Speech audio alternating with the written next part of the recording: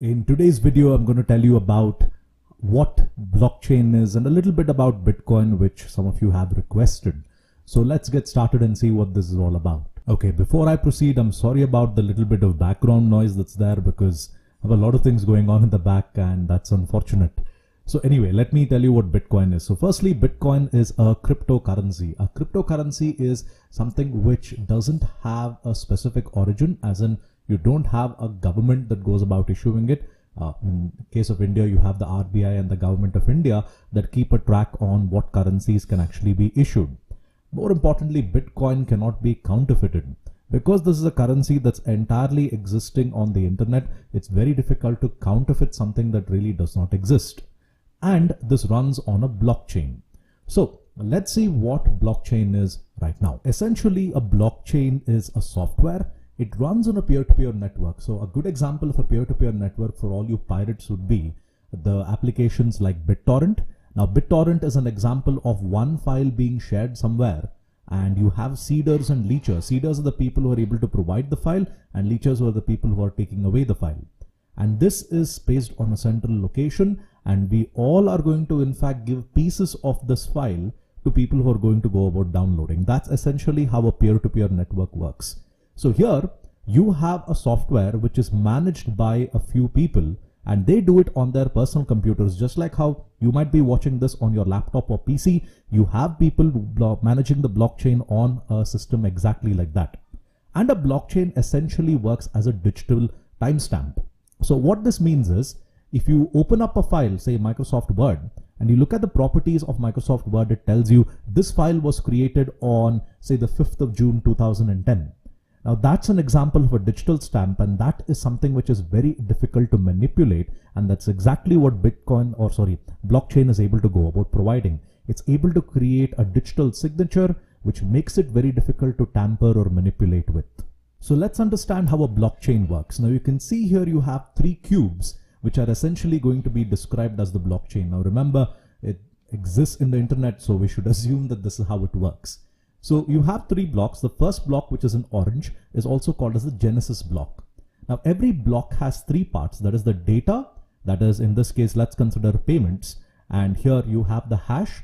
A hash is like a thumbprint or a digital signature of that particular block. Now remember, it's very difficult to manipulate fingerprints. So no 2 people can have the same fingerprints, including twins.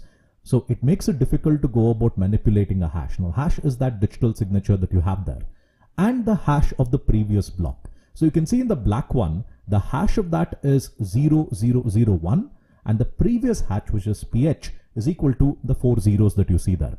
The first block is the Genesis block, so it doesn't really have a previous hash. It is the origin, you could say. Now what happens in this case is all these blocks are managed by different people across the internet, and these are the guys who are going to regulate and say that, okay, the payment has come from hash 4 zeros to hash 0001. Now what's going to happen is the 2 people there are going to verify, yes, the payment has come from this block, and the other guy is going to say, yes, I also agree with you, it's come from the previous block. Now there is another payment that's going to be made to the gray one there. Now the gray one is also going to verify that, yes, it's come from the black block that you see there, and the hash of that block is 0001, and the hash of that previous block is going to be like this. So everyone in this network is able to verify where the payments are coming from, and that makes it very difficult to go about tampering these hashes. So the next question comes in is, what if I go about trying to change the hash? Changing the hash, like I said, is trying to change your fingerprint and convincing the other person that, yes, this is my brand new fingerprint. So that's not so easy, because remember, in a blockchain there are many people who are looking after this, and they're easily able to verify that no, this is not the hash of the block. This is something that is incorrect. And in a typical blockchain, it takes about 10 to 15 minutes to figure out what is the actual original hash. These are complex softwares which are able to run through thousands of processes, and they're easily able to say that, no, this is not the correct hash. The previous hash which we had stated before is the actual hash. The only way, theoretically, where people say that you can go about manipulating a blockchain is to have control of the 50% of the entire blockchain. That is, imagine if there are 100 people who are looking after one blockchain, I should be able to manipulate at least 50% of those 100 people in order to go about changing the hash as such.